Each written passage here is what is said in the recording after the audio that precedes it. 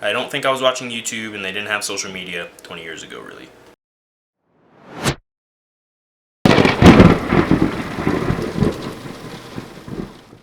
What's up, guys? Jordan here with Hypertrophy and Power. Today I'm going to be doing a little bit of a different video. I'm going to do a Q&A. I'm going to start doing these, I don't know, maybe once a week or once every other week or every couple weeks, whatever. But anyway, yeah, I've got this app, Quora, where a bunch of people always ask me questions, and I very rarely ever get to them. Like, I answer them like maybe once a month. So I'm going to take some time tonight, or today, to answer some questions. To start off, I'm not a doctor, for one. I'm not like an endocrinologist or a physical therapist, any of that kind of stuff. But I am a junior in college majoring in exercise science, and I've been a certified personal trainer for the last like 2 years or so. 2 years and some change.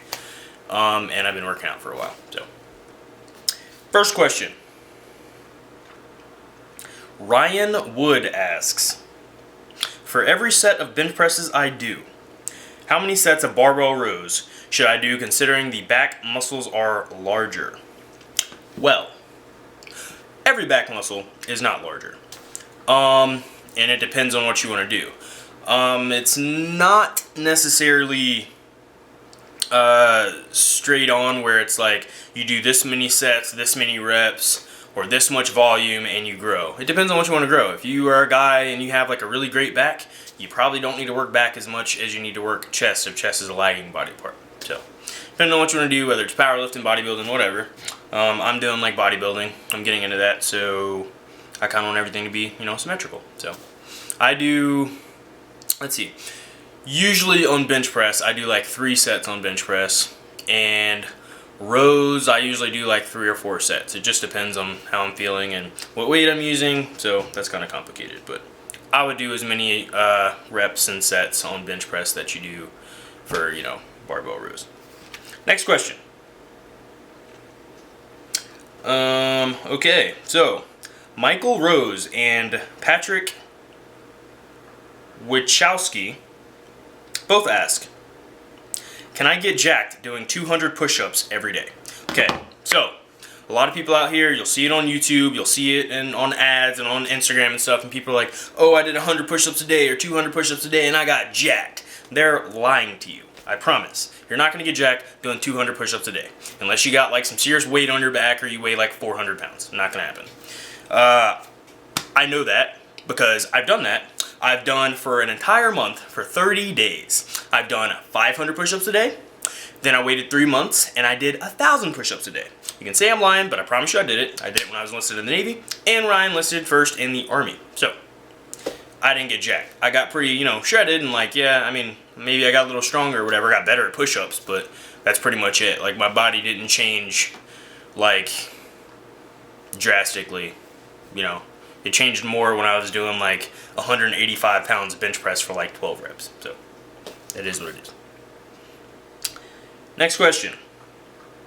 Lauren Baker asks, what is a simple exercise to strengthen your core? Well, to strengthen your core is not just your abs, but she's probably talking about abs. You've also got your erector spinae in the back, your obliques on the side, all bunch of muscles like for the abs and everything. I don't know. I would do like planks for stability. You could also do leg raises for your lower abs. You could do crunches for your upper abs. You could do like Russian twists for your obliques. You could do good morning exercises or squats even, or deadlifts for your anything in your back pretty much. So, here's a couple. Next question. Zach Barnes asks, what is the maximum amount of weight you can keep on one side of an Olympic barbell without the bar flipping over? That's actually a pretty good question. Sometimes you'll see where people have like 2 or 3 plates aside and none on the other side. What happens generally, like probably 80-90% of the time, when the person takes off that last plate from the other side and there's no plate, usually the bar flips over. And I've been in the gym where somebody had like 2 plates on one side, not 0 plates on the other, and the bar literally just tipped and it was like in a squat rack. I'm guessing he's talking about like a squat rack or a bench press or something. So it like flipped over, bar hit the mirror, and everybody looked and was like, holy crap, because it's like a really loud, embarrassing noise. So me personally, what I do, if I have 3 plates on one side, I have to have at least 2 plates on the other, right? Just so it's like within a 45-pound difference, roughly, if you're using like 45-pound plates. So yeah. Next question. Michael Uzar asks, what are some of the biggest fitness influencers of the last 20 years? Well, I don't know. I'll be 23 in about a week and a half. So that would be when I was 3 years old. I don't think I was watching YouTube, and they didn't have social media 20 years ago, really, that much. If I had to guess, I'd say like Chris Jones with Pump Chasers on YouTube, Jeff Cavalier with Athlete X, Jeff Nippert, I think he's kind of new within the last few years. Greg Doucette, I think is how you pronounce his name. I'm not really sure, but you can look that up. Maybe I'll tag him in the description or something.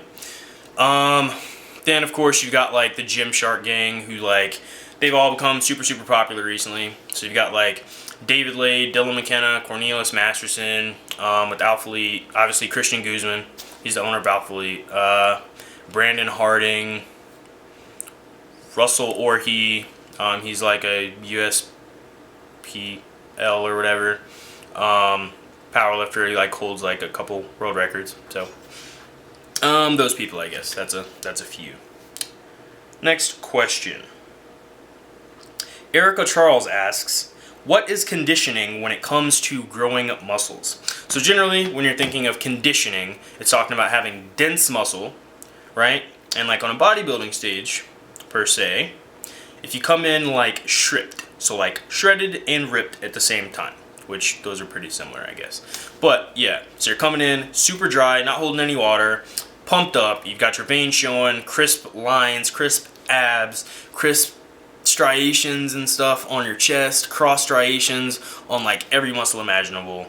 A good example of that would be Greg Doucette. So yeah, he coaches people. Yeah, he's always stripped. So yeah. Barney Nix asks, is a crease in your stomach a sign you are getting your abs to show? Okay, let's think about that one. So if you have a 400-pound man and he's like 60% body fat, he's probably going to have rolls on his stomach, right? Rolls, in between rolls, you have creases. So no, I would not think that having a crease in your stomach means your abs are coming. Usually when my abs start coming in, I usually see it around the outside first, and then the top, and it kind of just works its way down. So the more shredded I get, the more you can see abs when you look lower down. So yeah, I wouldn't say that. If your stomach feels or your abdominals feel hard, and you're dropping body weight or body fat, maybe losing water, then you'll probably see them coming in soon, I guess. Weird question.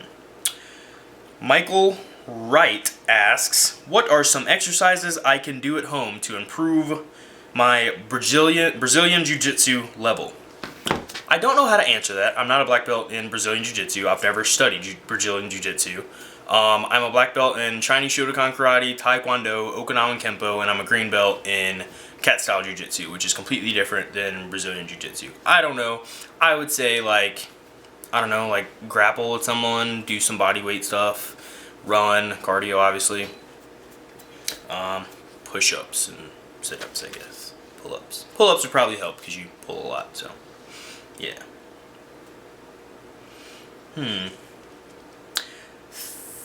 I'm really bad with names. But I'll give it a shot. Theo Deo, probably butchered that name, please don't kill me, asks, is it possible to strengthen your muscles, the obviously visible ones, like biceps and abdominals, by only contracting them? First, let's start with what muscles do. If you're trying to grow muscles, you have to use muscles, right? Muscles don't usually grow on their own unless you're taking like steroids, and then they still might not even grow on their own. So, I mean, after puberty, I guess. So, but muscles do like one main thing. They do a lot of things, but mainly they're there for movement. So if you're not moving a joint, you're not moving your bicep or your chest or whatever, if you're not moving, you're not really going to get any muscle growth. Like, yeah, I mean, like flexing after you work out or something, that's a really good way to kind of stimulate the metabolic process, I guess, if you want to call it that. I mean, it can help, but no, you're not going to get super strong. If I sit here and I just flex my chest like super, super hard, I'm not going to magically be able to wake up and bench like 405. But if I put 135 on the bar, 225 on the bar, 315 on the bar, 365, eventually if I rep those enough, I'm going to get up to where I can bench 405. So if you want to get better or stronger at an exercise, you should probably do that exercise. Next question.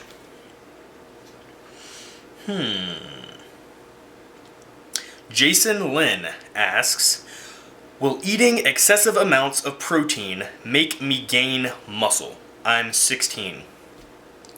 You're 16, you just went through puberty. No. Like, I mean, yeah, it could help, but honestly, you're just going to end up with, like, kidney issues and stuff from eating way too much protein.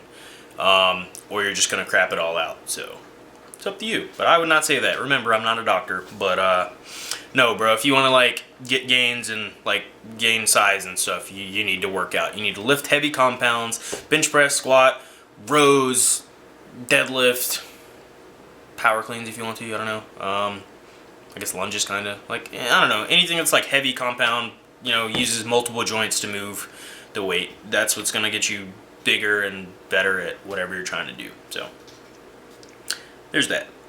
Next question. What is the best way to gain muscle mass without getting ripped? And that's asked by Joey Alzen.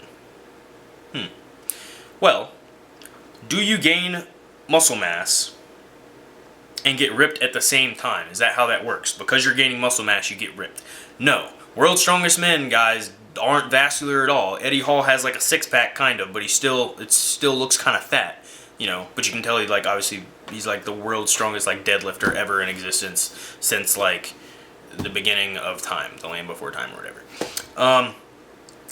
And he's like, he's not ripped, but he's got a crap ton of muscle mass, more than most people on the earth.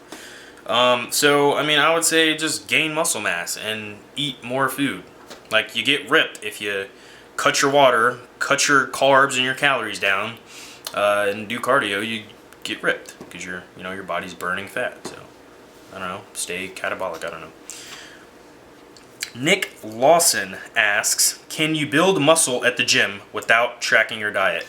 Yes, most people that work out don't track their diet. Very few people do. Maybe some bodybuilders, powerlifters, or just random, gym bros or whatever track their diet, but most people don't track their diets. Christopher Smith, a lot of people ask this. Christopher Smith, Caitlin Watts, Muhammad Hussein, all three of them asked, why do I wake up with sore muscles after using weighted blankets? What? I don't know. I don't know. Maybe your blanket's too heavy for you and you can't breathe and your lungs can't expand enough. I don't know, man. I don't sell weighted blankets. I don't know why you would have a weighted blanket. That's weird. Sorry. I mean, I don't have all the answers. Sue me. Don't sue me. I really just told you I don't know the answer to that. So, I don't know. Sleep with a lighter blanket, I guess. Jay Barron asked, do you need a spotter to do deadlifts? No. I mean, just like, don't hold your breath and like strain too much to where you pass out and like fall and like bust your head open on the ground, But I mean, I've never had a spotter on deadlift. That's kind of weird. Like, I mean, what are they going to do if I drop like 400 plus pounds? Like, I don't think there are many people that are going to catch that. So, no, you don't need a spotter, but just lift safe. Warm up. Oh gosh. Shivansh Garg. Sorry if I butchered your name. Probably did. 100% did. I don't know. Sorry. Asked, do you always keep the weights back in their position in the gymnasium? I don't work out in a gymnasium. I work out in a gym. Yeah, people can say those are, gyms are shortened version, whatever. When I think of gymnasium, I'm thinking like basketball court, something like that, rec center. I work out in a gym. People powerlift there. People bodybuild there, and yeah. But yeah, I always put my weights back. I hate when people don't put their weights back. Like, maybe you could catch me like once a year not putting my weight back if I like legit just forgot. But I mean, I don't think I would ever forget that, Like, if I bench press, I just wipe the bench down, take my weights off, all that kind of stuff. Same for squatting. Like, I don't know. Always put your weight back, guys. So, yeah. Jerry Tan and Richard Strachan asked, what are the unwritten rules of the gym? Oh gosh. I made a video about this and like put it on my website that I ended up deleting like earlier this summer, spring or something. But I don't know, like, put your weights back. I don't know, a lot of gyms actually have like rules written down somewhere, like wipe your stuff. I know my gym does. I don't know, don't yell if you're at like Planet Fitness, because they're freaking Nazis and they'll sound the stupid lunk alarm that's probably going to get someone decapitated one day when they drop 315 pounds on their neck because they got startled or whatever when they were trying to focus and bench press, like max out and PR at like 315 or something. I don't know. Don't yell at Planet Fitness. Don't actually lift for a weight at Planet Fitness. You'll probably get kicked out. Don't stare at people, like glancing. Like, I look around a lot, but I don't like stare at people. That's like weird.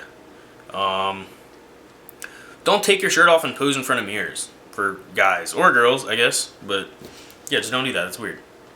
Flexing, like pose, yeah, it's cool, whatever. You look good. But yeah, just don't hog space either. Like, I hate when I'm trying to use like 50-pound dumbbells or something for like hammer curls, and then somebody's sitting there and they've got the 30s, the 40s, the 50s, and the 60s, and they're like all doing different exercises like rows and stuff. And it's like, dude, like, use one set of dumbbells, put them back, and grab the next. Don't keep 6 sets of dumbbells sitting around your little bench. Like, no one else can work out. So, yeah, just don't hog weight, hog space, and don't be weird. Put your stuff back.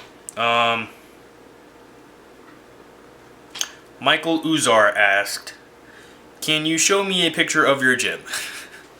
The last, 2 videos I put up on YouTube were in my gym, so they're videos, so they're better than my gym. It's a really cool gym. I like it. The staff there is really cool, and they have really cool clothes that, if you guys go there, you should buy because they're really cool. Pretty chill too. It's in Nebraska, which I don't really like Nebraska, but I like the gym. That's kind of why I moved to the city. I literally moved to the city for the gym. I'm not lying. That's 100% why I came. It was the only real gym I could find. So there's 2 of them, and they were both in this town. So that was a no-brainer. Mary Scott asked, does it make a dramatic difference in fitness when doing strength training 5 days a week rather than 3?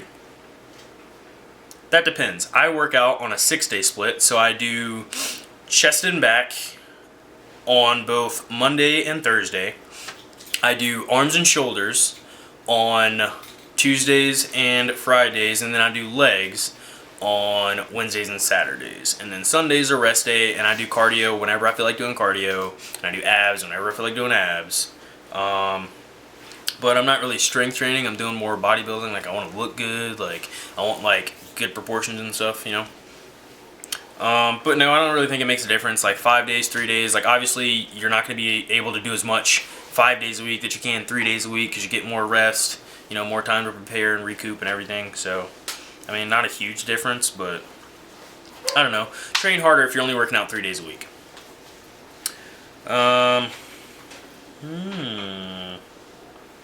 Evan Hastings asked, what in the world? He asked, what bicep size would fill up a medium training t-shirt to the point that it wouldn't fit and you need to wear larges?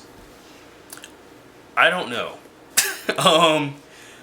I have 17 and a quarter inch arms. I think without a pump, I'm pretty sure.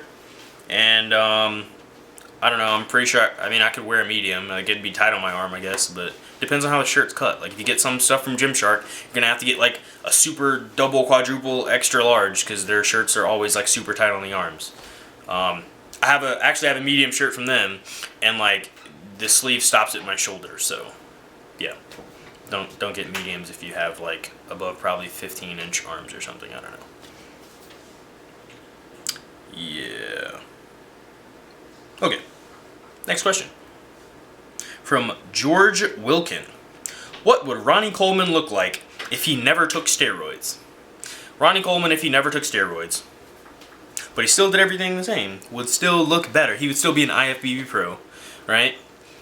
He might not win Mr. Olympia, but he'd probably make it to the Mr. Olympia, and he'd look 10 times more jacked than any human being walking the earth. Steroids aren't magic. They literally just allow you to work out harder. That's all they do. They allow you to work out harder and recover quicker and not get injured as much, most likely. Like, I don't know. I'm not an endocrinologist, but yeah, I don't do like hormone replacement therapy and stuff. But yeah, I mean, if he didn't take steroids, he would still look better than me and like 95% of people walking around. So, yeah. Next question. How many push-ups is the average person expected to be able to do? I don't know. I mean, I could literally do 100 push-ups right now without stopping. There are people that can do more, and some people can't do a push-up at all. I think if you could do, like, for men, I'd say 50 push-ups is probably decent. Like, good form push-ups, you know? And for women, I would say, like, at least 20. 30 would be kind of impressive if they were like really good form. Yeah, and like kids, like whatever. I mean, when I was a kid, I could do like 100 push-ups straight, you know, and I was like, I don't know, probably 13, 14 years old, and those were like chest to ground and everything. I've just always been good at push-ups, you know, but never good, not really ever good at bench press, but I've always been good at push-ups. So, it is what it is. Why is it a lot harder to lift more weight while doing ass to grass squats than full squats? So by full squats, I'm assuming you mean stopping at 90 degrees. Ass to grass squats, meaning your ass touches the grass. So you're literally moving however long your shin bone is, all the way down to the base of your foot, the sole of your foot. That's how much further you're having to move the weight. So, right, like, that's kind of common sense, I think. Maybe not. I'm not a doctor. I don't know what common sense is. Don't listen to anything I say. I don't know. But had anyone successfully lost weight with only doing the stationary bike? Yes, it burns calories. If you eat less calories than your body needs to sustain the weight that it's at right now, you lose weight. If you burn more calories than you're eating, you lose weight. It's simple. Like, burn more calories or eat less calories. Or do both. Or don't do cardio. There are people that don't do cardio at all and they get shredded bodybuilding condition and they're down at like 6-7% body fat. Happens.